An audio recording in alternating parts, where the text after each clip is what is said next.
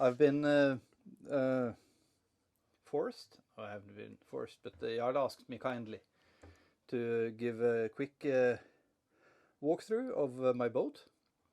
It's a Jeanneau Sun Odyssey 39 DS. It's 2008. So shall we start in the bow? This is it's a 2-cabin version. I believe most of them are. It's quite spacious for 2 people. Underneath there's storage and a water tank. Well, if you remove all this here, you can access the windlass from the underneath with some relays and stuff. And some wires for the remote. Oh, also the... This is actually what I bought for you in Denmark, and I forgot them. You don't need to show the content, but it's beverage. Okay, let's have a look at that later on. There are closets on each side. Ah, yeah. Yeah, with toilet paper, because when you have a wife, you need toilet paper. We can move on to the floor. It's actually, this boat is very deep, and there's a literal step down to the forward and aft cabin.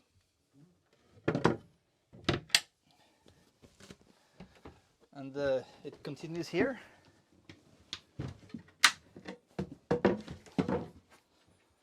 Yeah, quite spacious. Yes. Some of these spaces are drained and some of them are not.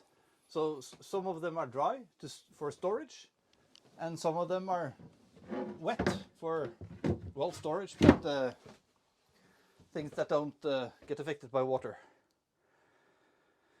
There's storage in the sofas, of course. On this boat here, we have the hot water tank and the diaphragm pump for the galley and the shower. So that's the hot water tank, and also pipes to distribute the heat from the diesel heater. Yeah, here you have the diaphragm pump for the pressure water, and you can't really see it, but in there are the valves to switch between tank 1 and 2.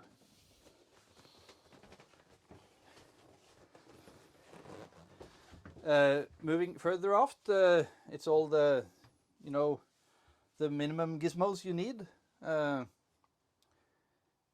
can, this here shows you the diesel level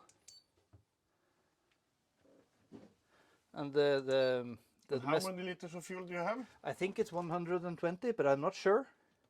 And domestic and engine. Yeah, and yeah, this is probably an aftermarket piece, this inverter. And you have the VHF. Yes. And the battery monitor. Yes, and the handheld VHF. Yeah, so you have them both. Yes, you need them both, I think. And I've noticed that you have the EPIRB up here. Yes. Hopefully I never have to use it. Let's hope so. Yes. Well, continuing aft on the port side, you have the holding tank for the toilet. I think it's 60 liters, but I'm not sure. But it's not too small. You have seacocks and through holes and various valves under here, and I do believe also the pump that drains the shower is situated in here, and you operate it here.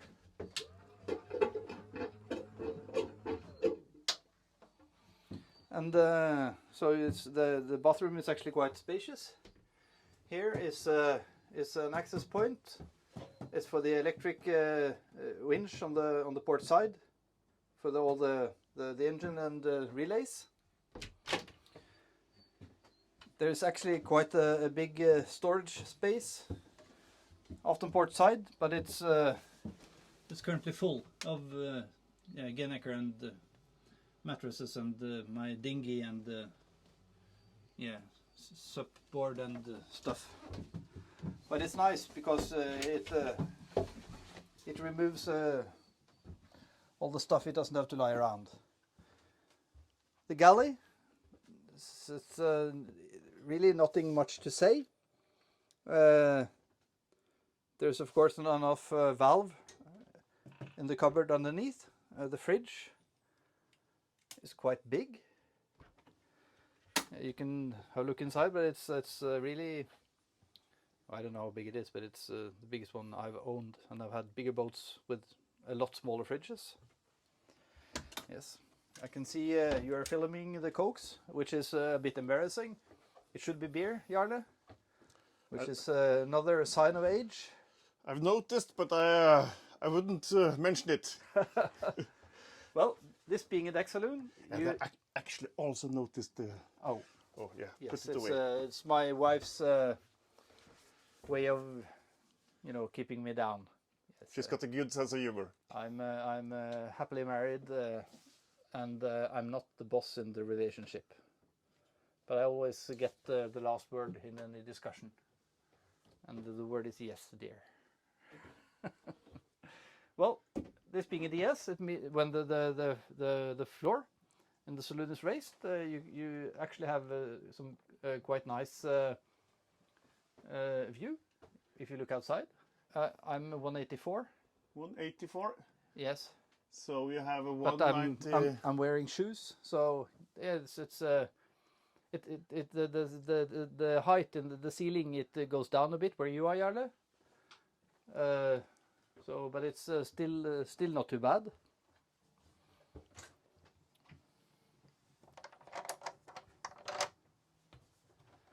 And this is access for the engine. This is a Yanmar 39 horsepower. It's really not a lot to say. It's been very reliable. Just, you know, the normal services, and it runs good. My winter project is to change the motor mounts and the cutlass bearing, and the thing that gets like the tightens around the propeller shaft. I don't know the English word, but it's yeah, it's quite easily accessible from the behind and both sides and from the front. And this there you can detach and remove if you want to, put it somewhere, and then you have, yeah, very good access. It has it's a shaft driven engine or propeller, and the cooling water intake is here. So that's cooling water for the engine. That's cooling water intake for the engine. It's really, it's accessible and good.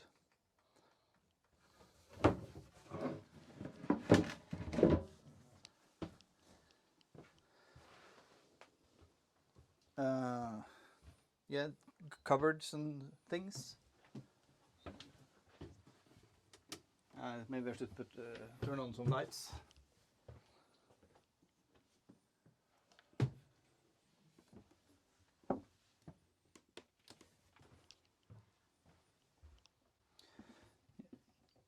Yeah, this is the aft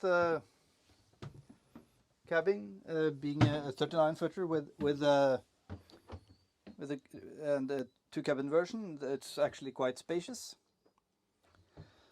You can access. You want me to use a flashlight to? No, it's okay. It's okay. You can access the engine from here also, if you want to film it. No. Yeah.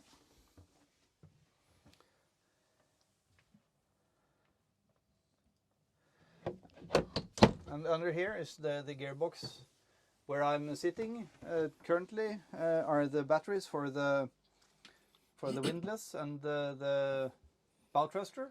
There are two, and one starting battery. And on this boat there are three 100 amp batteries for consumption. there's tons of storage. I mean, you have, yeah, you can hide a person down here if you want. On the starboard side, on the aft of this technical stuff, is the diesel tank.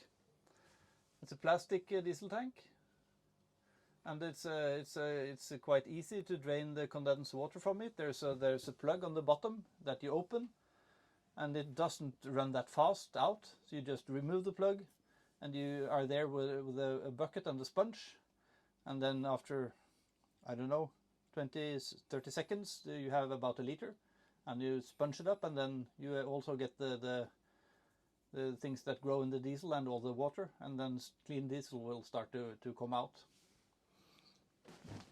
There are access points. Here and here. This is for well, it's part of the steering pulley system, but also you access the control for the engine from the rear. If you the tachometer and everything, the engine instrument, you can access it here and also there. So if you need to service or repair the engine instrument, you can do it to stick your head up there to see what you're doing, and you can work through there with your hands, and it's actually not too tight. I changed the hour LCD display on my tachometer, and it was a small display, maybe 3 by 1 centimeter, and you could remove it going inside and just disassemble, change the display, and assemble it. And then I didn't have to undo all the screws and the water seals on the outside. Going further back, you access. This is where you access the shaft for the rudder, and also here is the heater, and various hoses. Yeah, the autopilot is on this boat is fixed a little bit on the port side to the steering quadrant. What outside? Well, the outside is also nice. Like this boat is probably designed partially by a woman, because my wife liked it. It wasn't my first choice, but the boat or the wife we're talking about now? The boat, of course. How stupid can you get? No, we looked at some boats, and she liked the airiness and the space in this one. Well, we are outside. 2 steering wheel, 1 rudder. All these wires are kind of connected in a loop. So if one steering wheel fails, the other has failed as well. So they run like a loop, going all the way around. This is my chart plotter, probably not very interesting to your viewers. But there are 2 sets of instruments. What is interesting is that what? We're actually sailing, but he hasn't mentioned Yes. that yet. Yeah, we are actually sailing. No, we're drying the sails. The boat is coming ashore on Thursday. Today is Monday. So we're just drying the sails, and Jarle is helping me to roll them nicely. Yeah. I don't know what to say. It's a generic setup. This is like the main steering station, because you have the thruster and the gear gas lever, and also the control instrument for the rear windlass for the anchor. There's also one windlass in front, but that's with chain. The one in the rear has leaded ropes.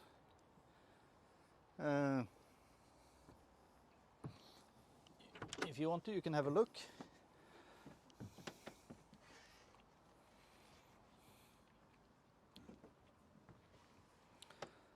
Yeah, that's the windlass for the rear, for the stern anchor. And this is just where I dry my ropes. And also on this boat the shore power connects here.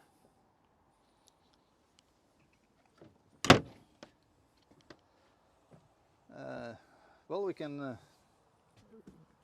give a run through decks, but all on this boat, which has a furling main, all the ropes are like gathered in the cockpit, except for the sheets for the Jeanneau, of course, which comes to the side.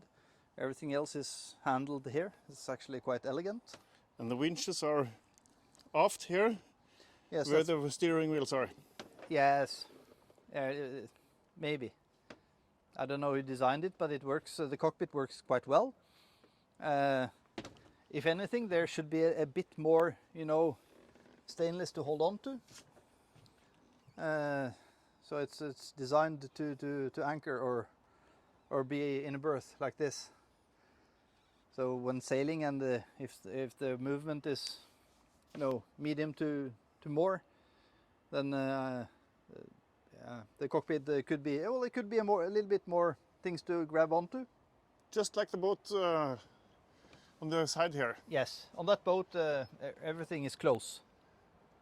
It's kind of built around you. And this is very spacious. Yes.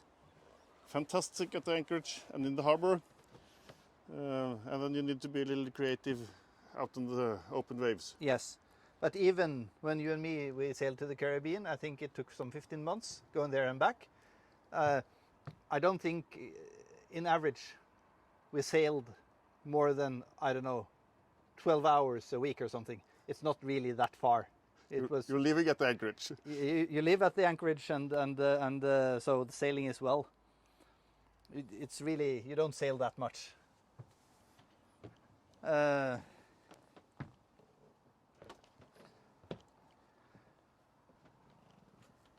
Moving forward, I like the solar panel here. Yes, it's a solar panel. It's 100 watts nominal. So I don't know how much it gives like actual, but the batteries didn't use to last for a weekend, and now they do with fridge on. I also like how the ropes I've kind of hidden. It's a nice feature. It wasn't on my previous boat. It makes it a bit cleaner. Yes, the boat has a collapsible whiskey pole for going downwind, or even sailing the Jeanneau. And 2 sets of spreaders. Yes. Yes, it's normal, basic setup. I have a 17 kilo Bruce anchor with 50 meters of 10 millimeter chain. And do you think that is sufficient for a boat like this? Yes, I think I think this boat weighs in at about 8.5 tons, and a 10 millimeter chain on this boat is actually it's a very solid choice. And we need to apologize to all our American viewers that we're using the millimeters and the tons and all this metric stuff. Is it 3/8? No, what is it? I don't know. No, yeah, it's a. We're on the other side of the pond. It's really a lot of square inches of chain here. Yes, this is just a locker. It's big enough to store all the fenders when you sail.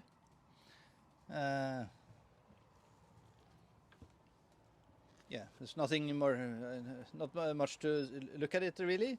The winch has a free fall. You can open it here, here, and you can use it manually here. So if you put the winch handle here, you can actually use the winch manually, and when you open here, undo, you can use the free fall for the chain. But asking me about chain, I would rather have more chain and lighter chain. If I could have 80 meters of 8 mil instead of 50 meters of 10 mil, I would choose it. But so you would, to repeat, you would have longer chain even if you needed a smaller chain. Yes. because it limits where you can anchor. I like to anchor at 5 times the depth, and with 50 meters I can anchor at 9.5 meter. Sometimes the anchorages are deeper. Yeah, this is the halyard for the Jeanneau. We just took down the Jeanneau earlier. This is, I don't know if you have them in every country. It's not to walk the plank, but it's actually to when you tie up against the, well, I don't know the English word, but svaberg, the rocks that the glacier is kind of rounded nicely. You put this one on the outside and the fenders on the inside, and you let this one rub against the stones, and you have several fenders on the inside to kind of distribute the contact area. Yeah, it also has a bimini and a hole, and it connects to the spray hood, and it also encloses fully, yeah, like that boat there. And that's important in our northern European climate.